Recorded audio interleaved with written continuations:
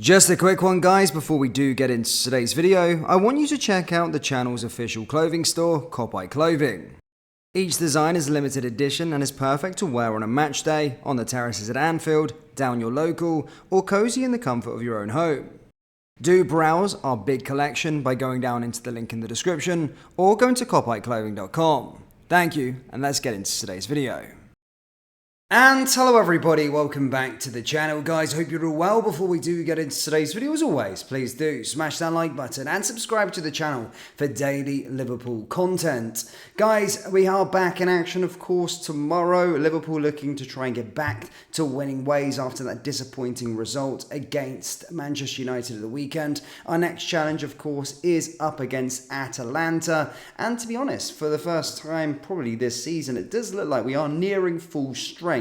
Of course, as pictures have merged for our team that were in training. Of course, we gave you the news yesterday, that Trent Alexander-Arnold, Alisson Becker, Stefan Bajcetic, Diego Jota had all returned back to training, which is very, very good. Probably not obviously going to be involved in the game against Atalanta, but we are nearing full strength, which has come at the right time as we are going on this title charge. And the margin for error is very, very slim and very, very small. Guys, in today's video, we are going through the shock Liverpool transfer twist ahead of the Amorim appointment, whilst also going over all the latest Liverpool news from the last 24 hours, and we might actually touch upon and speak about our position tomorrow at Atalanta. But first, the Kop will be stripped of his banners and flags against Atalanta on Thursday evening as supporters unite against the club's decision to increase ticket prices. Liverpool announced last week that ticket prices will rise by 2% for the 2024-2025 season,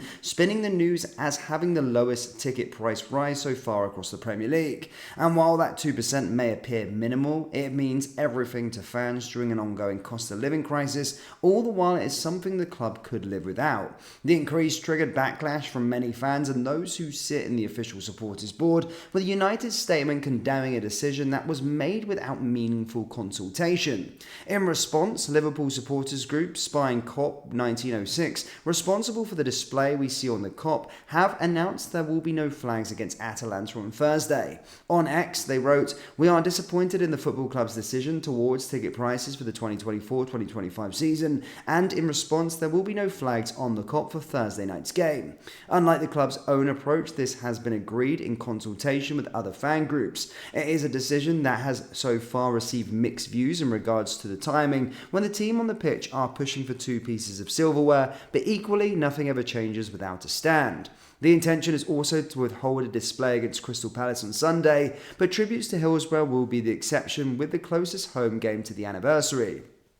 Supporter groups are still hoping the club will reach out to them before the weekend's league match, with Spion Cop 1906 adding, "There is still a chance for the club to hold some positive dialogue with the supporters board in time for Saturday's meeting. Until then, the supporters have one message: no to ticket price increases."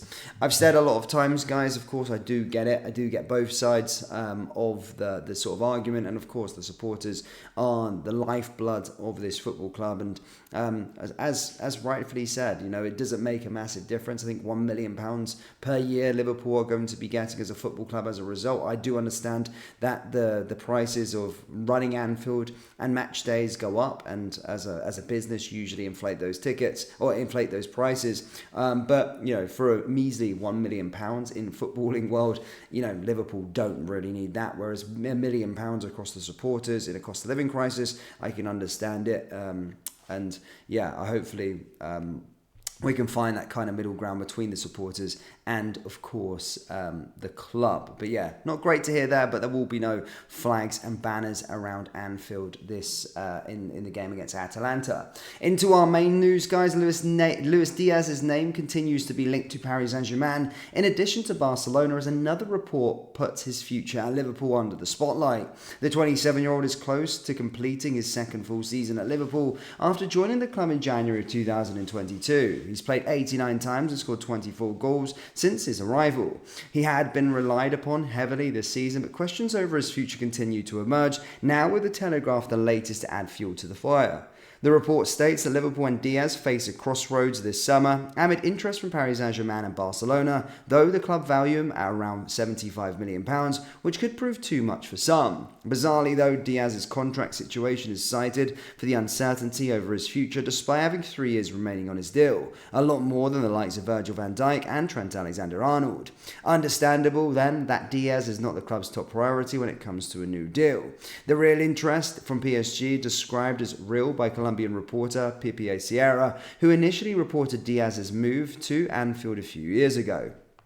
Liverpool's number 7 shares an agent with Raul Costa, with a front-runner to replace Jurgen Klopp, Ruben Amorim, and you could debate the winger's suitability to the Portuguese manager's system should he head to Anfield. These exit links are almost certainly all coming from the player's sides, with his agent said to have recently paid a visit to his client in Liverpool, but he could have other meetings scheduled too. Diaz is of course contracted, as above mentioned, for some time yet and put some premium on his head, but Liverpool, as always, will only make moves that make sense for them. We're in for an interesting summer, most certainly.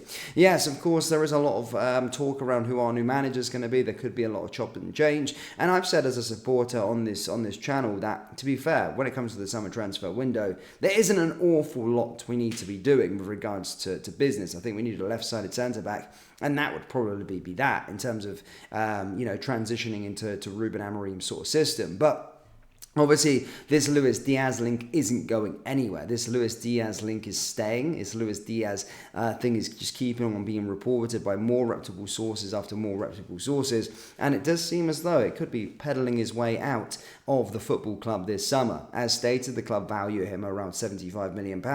And if we were to sell him, well, would most certainly be going back into the transfer market for another attacking player. Certainly a story that will probably split fans' opinion with regards to. I know some fans haven't rated him this season. Some fans, of course, do love him. I'm on the fence if I do love Luis Diaz. I think he's fantastic. But look, every player's got their price.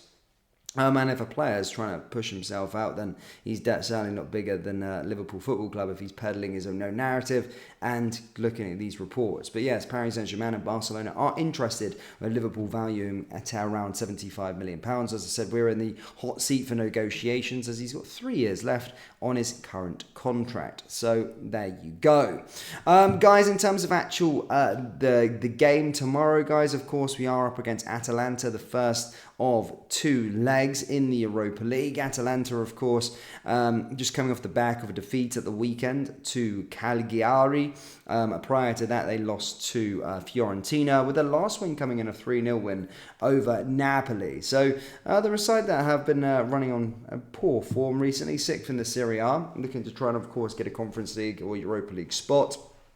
But yeah, the last 2 games, certainly since coming back from the international break, they haven't been at their best. So here's a chance for us, of course, to go out there, first and foremost, get the win, get back to winning ways, and start this winning run. And then, of course, getting to trying to get one step into the Europa League semi-finals. That'd be absolutely amazing for this football club. But Liverpool fans, that's all I've really got for you today. Do let me know your thoughts on the news in regards to Luis Diaz. Would you be for or against him leaving the club this summer, as stated? Let me know down there in the comment section below. Hit the like button, hit the subscribe button, guys, and make sure you do check out Clothing, the channel's official merchandise site for all your Liverpool clothing. Links down there in the description, or copwhiteclothing.com. Thank you, and I'll see you all next time. Take care. Peace.